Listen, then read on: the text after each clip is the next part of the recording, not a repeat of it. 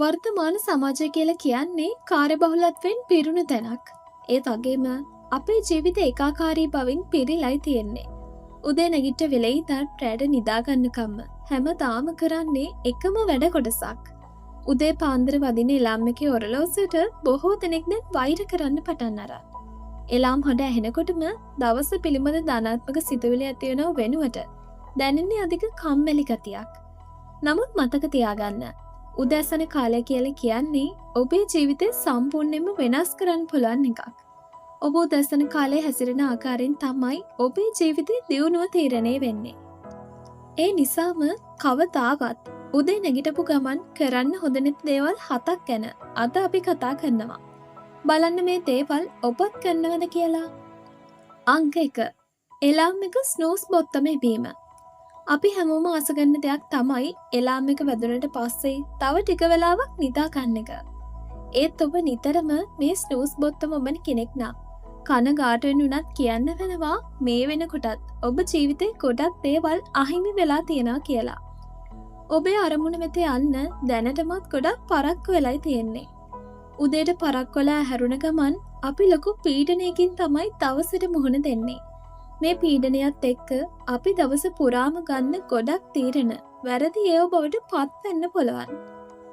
ඉතින් එලාම් එක වැදුන ගමන්ම ප්‍රබෝධ මත්ත ඔබේ දවස ආරම්භ කරන්න. එවිට රැකියාව උසස් වීම, ව්‍යාපාරික දියුණුව වගේ දේවල් નિરાයාසයෙන්ම ඔබව සොයාගෙන එවි. අංක 2. සමාජ මාධ්‍ය පරිහරණය. බොහෝ දෙනෙක් උදේ නැගිට ගමන් කරන්නේ සමාජ මාධ්‍ය ගිණුම් වලට ලොග් වෙලා අන් අයගේ පෞද්ගලික තොරතුරු, ෆොටෝස්, වීඩියෝස් වගේ දේවල් බලන එක.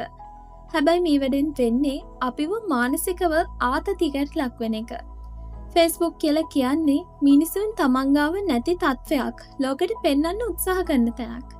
ඔබ ඔබේ ජීවිතේ සත්‍ය තත්වයන් එක්ක අනුන්ගේ දේවල් සසඳන විට නොදැනුවත්වම සිදුවන්නේ ඔබ ආතතියට ලක් වෙන එක. ඒ නිසා කවදාවත් උදේට හැරුණ ගමන් Facebook යන්න එපා. දවසේ අනිත් කාලෙ තුලදී වුණත් සමාජ මාධ්‍යවල සත්‍ය තත්ත්වයේ තේරුම් අරගෙන පාවිච්චි කරන එක ඔබේ මනසට හොඳයි. අංක 3. පමණට වඩා තීරණ ගැනීම. රාත්‍රී දීර්ඝ නිින්දක් ලබාගෙන අවදි වෙන අපේ මනස උදේට හරිම සැහැල්ලුයි.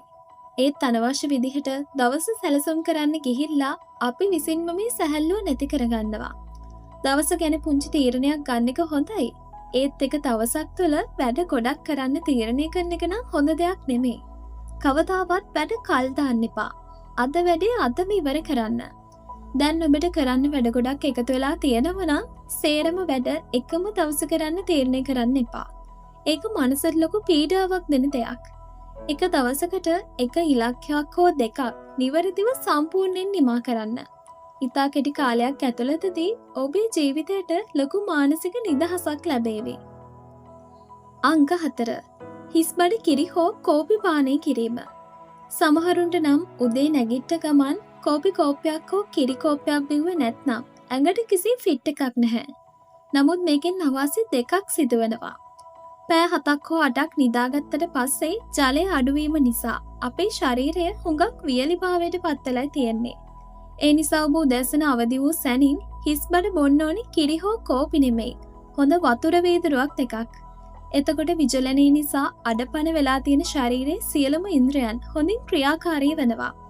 මේ නිසා ඔබේ දවසත් නොදැනුවත් කමින් බොහොම ප්‍රබෝධමත් එකක් බවට පත් වෙනවා.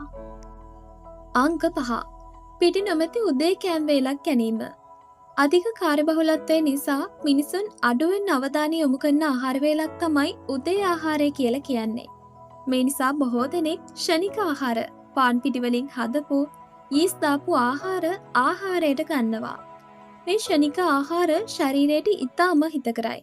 පිෂ්ටේ තියෙන කෑම ಜಾති විතරක් කන එකෙන් ඒ වෙලාවට විතරක් ශක්තිය දුන්නත් ටික වෙලාවක් යනකොට නිදිමතක් වගේම නැවත බඩගින්නක් එන්නත් පුළුවන්. වෛද්‍යවරුන් කියන විදිහට උදේ ආහාරය සඳහා අප සකසාගත යුත්තේ ගුණදායක ප්‍රෝටීන් සහ මේදය අඩංගු ආහාර වේලක්. ඇට වර්ග, හරිත තේ වගේ දේවල් ඉතාමත් හොඳයි. පිෂ්ටේ බහුලව අඩංගු ආහාර වෙනුවට ප්‍රෝටීන් අඩංගු ආහාර අනුභව කළොත් හොඳ ප්‍රබෝධයකින් ඔබේ දවස ආරම්භ කරන්න පුළුවන් වේවි. අංක 6 ඇඳ සැකසීම. මේක දැක්ක ගමන් hina යන්නති. මොන විකාරයක්ද මේ කියන්නේ කියලා. නමුත් බ්‍රිතාන්‍ය කින්ස්ටන් සරසවි විසින් කරන ලද අධ්‍යයනයකට අනුව සොයාගෙන තියෙනවා.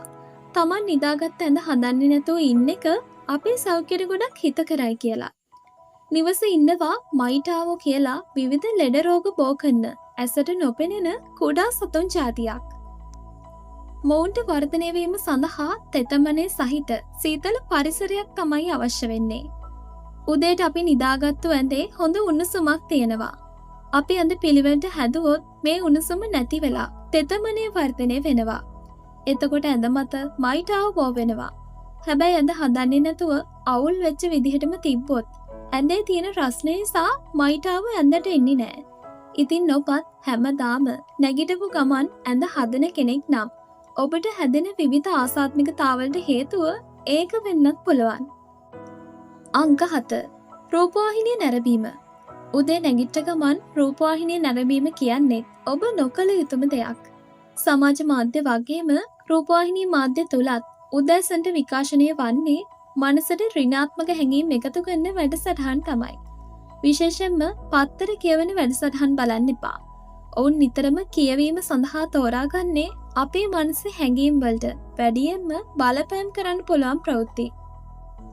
මේ නිසා අපේ සිතට උදේ කාලේ අනවශ්‍ය විදිහට දුක, සංවේගය, වෛරය වගේ අදහස් මතුවෙනවා. එහි ප්‍රතිඵලයක් විදිහට උදේට බොහොම සංසුන්ව තිබුණු අපේ මනස අවුල් වීම සිද්ධ වෙනවා. රූපවාහිනී වැඩසටහන් මගින් අපේ ඇඟේ ආතතිය පාලනය කරන හෝමෝන වන කෝටිසෝල් හෝමෝන ක්‍රියාකාරීත්වයට ප්‍රබල හානියක් සිදු කරනවා. ඒ වගේම උදේට ටීවී බැලීම නිසා අපේ වටිනා කාලය නාස්ති වෙනවා. ඔයාට ටීවී බලන්න හිතෙනවා නම් ඒක නවත්තන්න තියෙන ලේසිම ක්‍රමය තමයි ඒ කාලේ ව්‍යායාම් කරන්න ටිකක් වෙන් කරන එක. දිවීම, බයිසිකල් පැදීම, ඇවිදීම් වගේ දේවල් කරන්න. එවිට මනසට හොඳ සැහැල්ලුවක් දැනේවි. එහෙමනම් අපි මේ කියපු මේ දේවල් 7 කවදාවත් උදැසන කාලය තුල ඔබ කරන්න යන්න එපා.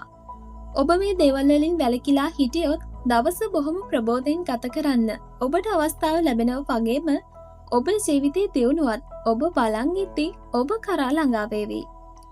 මේ වගේ වටින කියන වෙනස් වූ මාතෘකාවක් යටතේ තවත් වීඩියෝ එකකින් අපි ඉක්මනින්ම මුණ ගැහෙනවා. එතෙක් ඔබට සුබ දවසක්.